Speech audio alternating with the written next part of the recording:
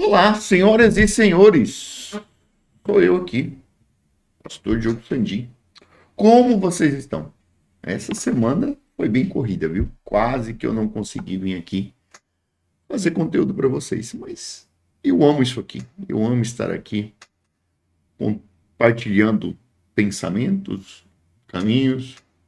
Como já disse a vocês, pode ser que hoje eu acredito de uma forma, amanhã podemos mudar, porque acredito que nenhum de nós possuímos a verdade absoluta. A verdade absoluta é só uma, né? Cristo Jesus. E na correria da vida, né?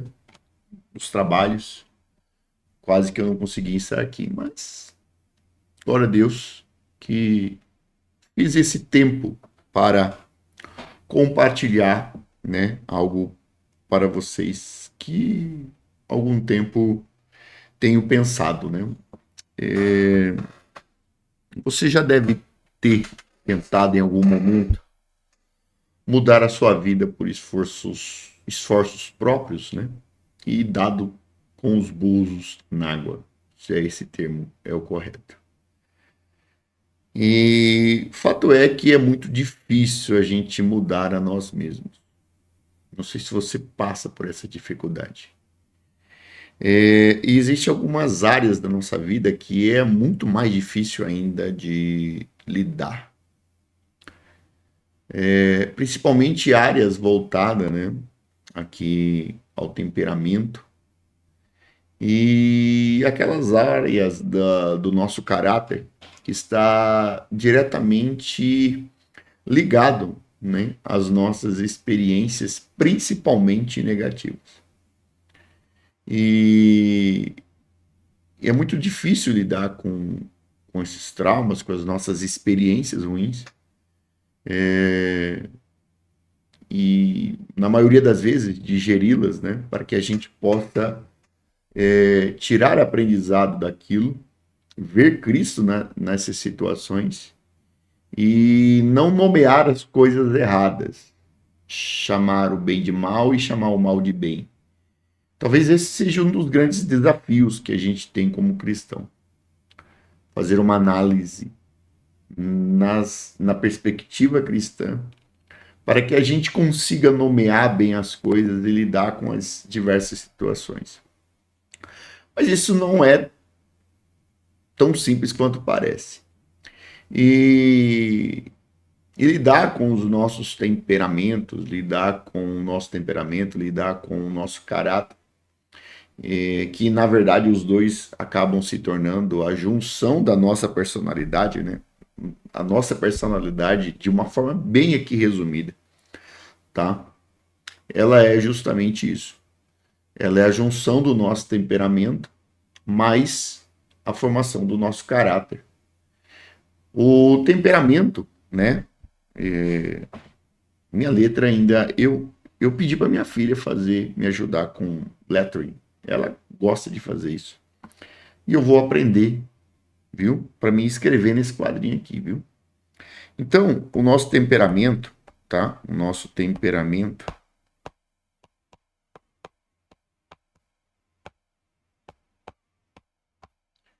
ele é formado geneticamente, tá? Ele é genética. Então, ele é a junção, justamente, né? Da genética de pai e mãe.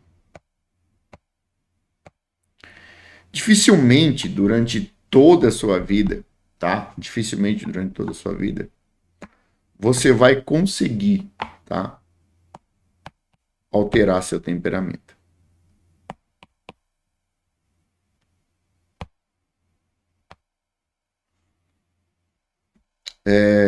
Muitas pessoas, principalmente nós, líderes espirituais, que estamos diretamente lidando com traumas, lidando com temperamento, lidando com pessoas em sua essência, né? Eu acho muito importante saber essas coisas. Principalmente para a gente saber aconselhar de modo certo. E dar orientação para as pessoas para qual caminho seguir.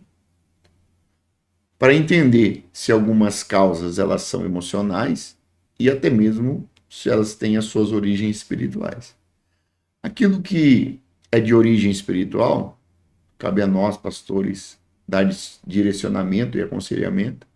Mas aquilo que muitas das vezes ela está no âmbito, né, emocional, né, psicológico ali, da área dos sentimentos, com certeza nós vamos precisar de ajuda de um profissional, né,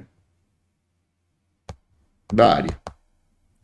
De preferência, cristão, ok?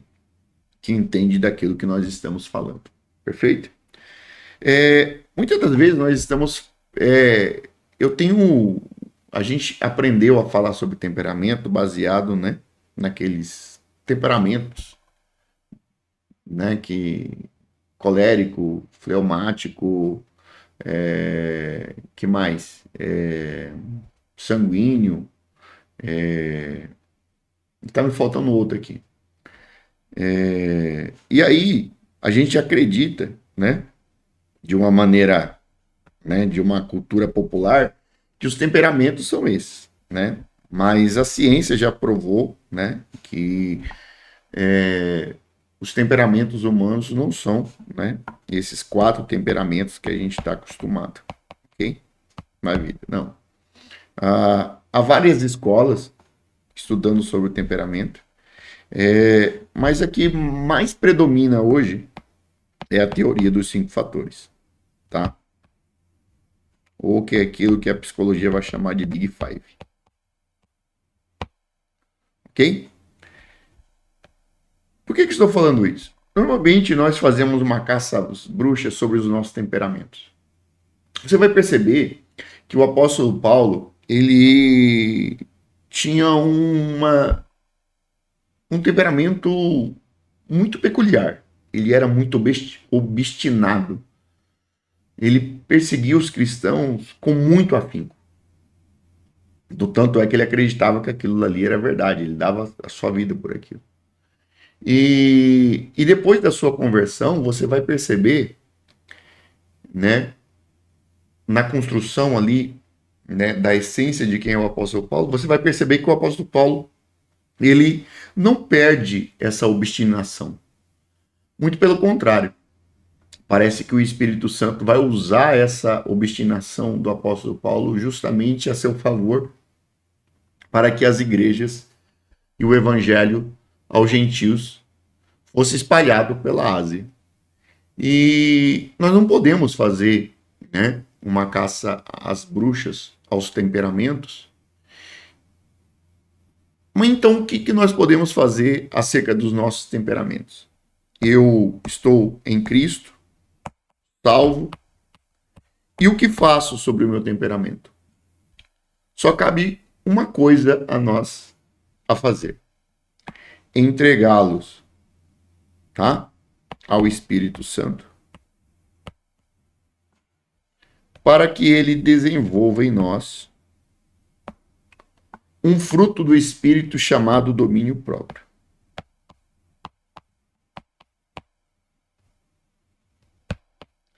E desta maneira, o Espírito Santo de Deus vai trabalhar em nós, controlando os nossos temperamentos. Ok? O Espírito Santo de Deus vai gerar em nós o controle sobre aquilo que é ruim.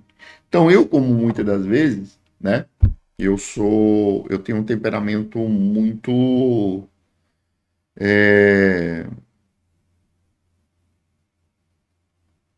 como eu vou dizer assim, ah, eu sou meio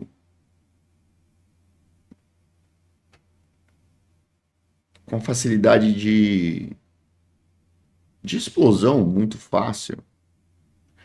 Eu me lembro que quanto foi difícil isso em relação justamente às minhas crianças. Mas principalmente a lidar com as pessoas.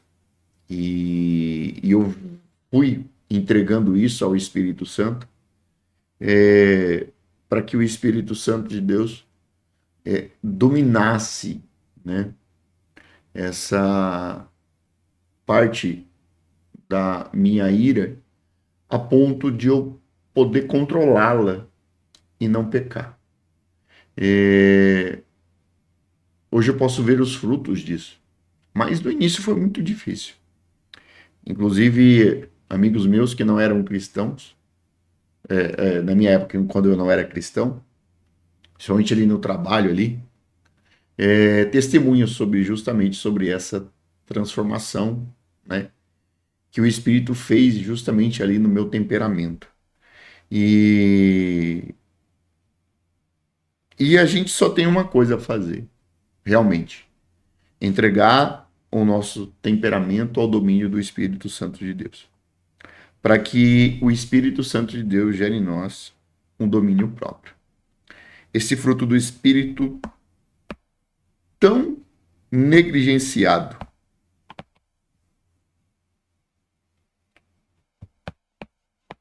pelos cristãos. Nós negligenciamos o domínio próprio.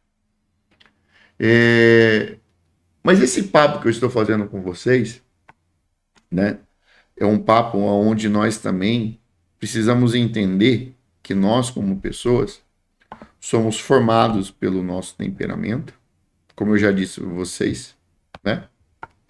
Então, ele é genético, nós herdamos, mas nós, seres humanos, né, não somos só isso, nós somos também a junção, né, do nosso caráter.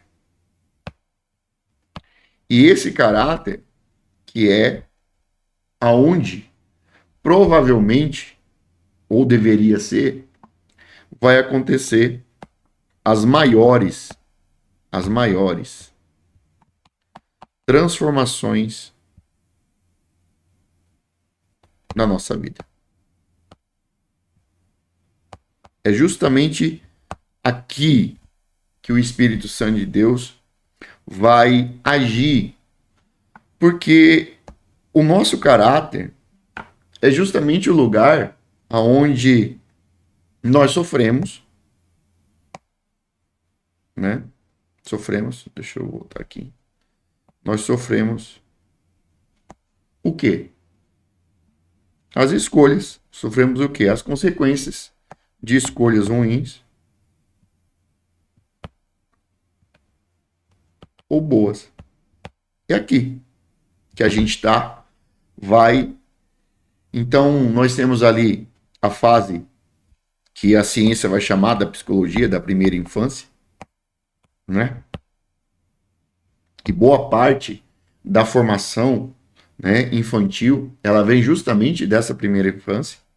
Não vou entrar aqui nos detalhes, tá?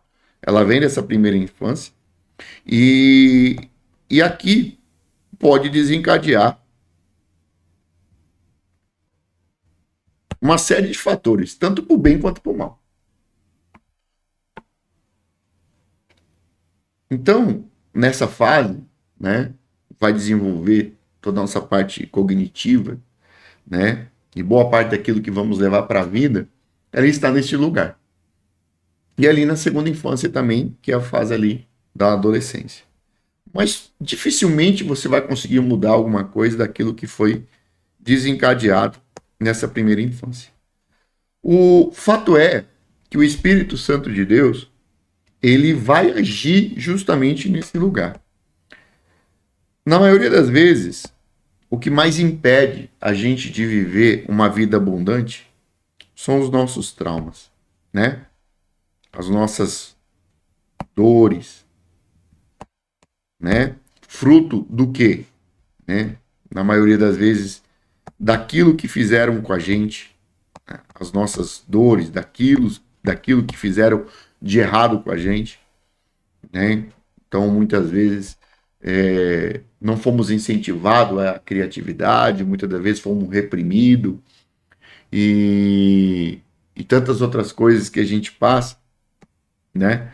Que muitas das vezes vai afetar justamente a nossa vida adulta.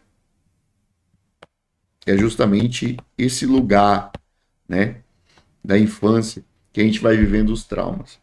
E esses traumas, as coisas boas, na maioria das vezes, a gente tem a facilidade para esquecer. Mas aquilo que a gente sofre por erros dos outros, pelos nossos próprios erros, né? Principalmente quando a gente tem experiências negativas, a gente não quer passar por aquilo de novo. A gente muitas das vezes, né, nos fecha naquele mundo para que a gente não tenha aquela experiência de novo, porque a gente não quer passar por aquilo. Mas, né, nesse caminho, na reconstrução, né, reconstrução do novo homem,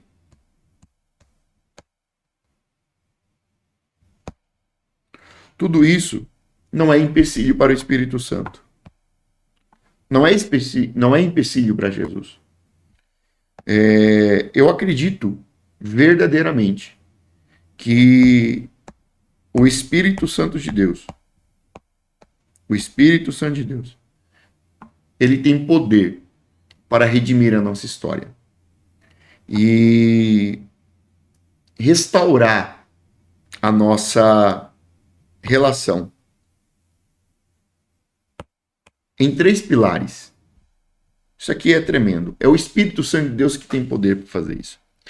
E ele restaura, né, a nossa relação em 3 pilares. Primeiro, com Deus. Ok? Segundo, com os outros. Que eu acho.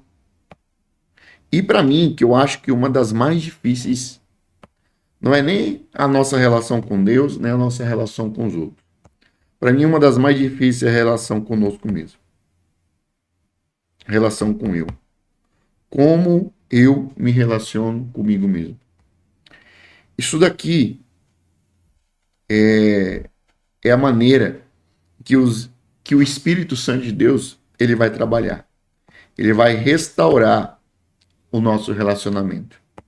De modo que a gente possa viver, né, uma vida plena e uma vida abundante nessas 3 esferas. Com Deus, com os outros e comigo mesmo. Porque se a gente não consegue se relacionar bem comigo mesmo, com a gente mesmo, né? Dificilmente a gente vai ter uma boa relação com os outros e dificilmente a gente vai ter uma relação com Deus. Tudo precisa ser resolvido no âmbito aqui primeiro do eu. É justamente, né, aqui que o Espírito Santo de Deus vai trabalhar para reconstruir a nossa identidade. Essa identidade que foi perdida, né? Foi perdida, né, não só por causa das consequências, né, dos nossos traumas, ok? Mas também foi consequências, né? A nossa identidade foi diretamente afetada pelo pecado, ok? E aqui a gente começa a entrar numa questão muito profunda, que é a questão dos nossos afetos, ok? O que a Bíblia vai dizer, que é a questão do coração, ok? E aqui nesse canal tem um conteúdo sobre isso. E se eu não estou enganado, Não Ouça Seu Coração. Não lembro qual é o nome do conteúdo. Mas ele está aqui no canal, procure aí, que você vai ver. Falando justamente sobre ouvir o coração. Se você ouve o seu coração, você corre um grande risco de se perder. Porque o nosso coração é justamente onde mora as nossas vontades, os nossos desejos, os nossos pensamentos e decisões. E é ali, né, que nós vamos ser inclinados.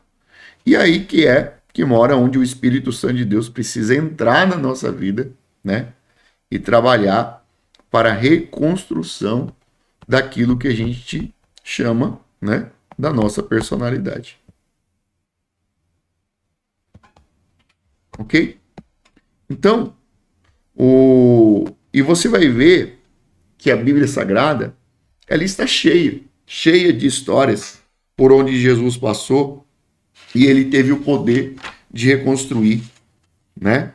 E as histórias, porque diferente do nosso temperamento, que dificilmente mudará, e o máximo que ocorrerá com ele é o controle do Espírito Santo, o que vai acontecer com o nosso caráter é que ele vai viver em constante mudança. Então, ele vai passar justamente por mudanças significativas que vai alterar a nossa estrutura emocional, tá?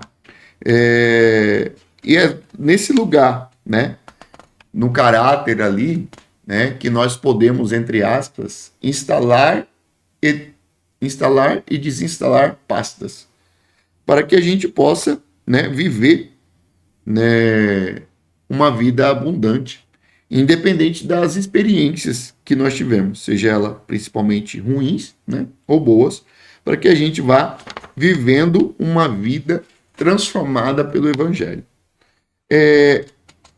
E tudo isso,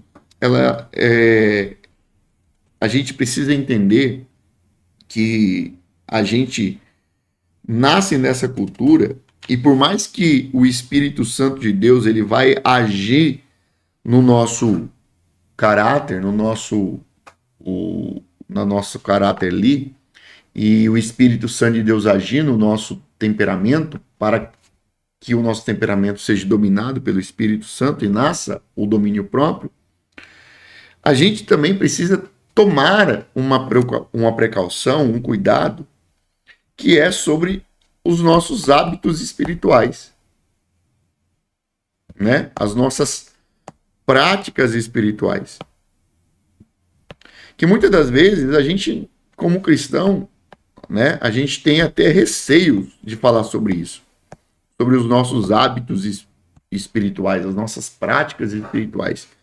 Ou como outros autores vão chamar isso de como Richard Foster vai chamar isso de disciplina espiritual. As disciplinas espirituais. Por mais que a gente esteja imerso num ambiente do Espírito Santo, e o Espírito Santo habita em nós, nós precisamos criar o hábito de desenvolver práticas para que o Espírito Santo de Deus, né, consiga trabalhar e completar a obra. E essas disciplinas espirituais, elas são importantes dentro da nossa vida para que a gente consiga viver essa plenitude de vida e que o Espírito Santo de Deus haja e complete a obra, né? E a gente divide essas práticas espirituais em 3 grupos, né? Primeiro são aquilo que a gente chama de práticas interiores. Ok? Essas práticas interiores são as práticas que nós desenvolvemos de jejum, de oração, que é justamente o lugar aonde Deus, né, vai trabalhar na nossa vida, né? Práticas de leitura, de escrita espiritual, jejum,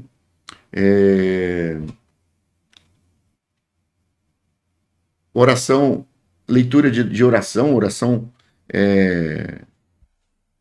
leitura orante, né, que a gente chama de leitura orante. Essas práticas são práticas interiores que vai nos impulsionar, né, vai dar ao Espírito Santo um lugar, né, uma oportunidade no meio desse mundo barulhento, caótico, para que a gente consiga ali, para que o Espírito Santo de Deus consiga realizar e completar, né, uma obra em nós. Então nós precisamos, muitas das vezes, né, dar esse trabalho, né, nós não podemos viver uma vida de qualquer jeito, uma vida relapse, né? Nos convertemos e agora eu vou deixar uma vida de qualquer jeito. Não, porque nós precisamos preparar o ambiente para que o Espírito Santo de Deus faça a obra em nós, senão essa obra vai ficar pela metade. Além dessas práticas, né, interiores, tem as práticas exteriores. Mas não para só por aí, tá? Se você quiser saber mais sobre isso, né, comenta aí.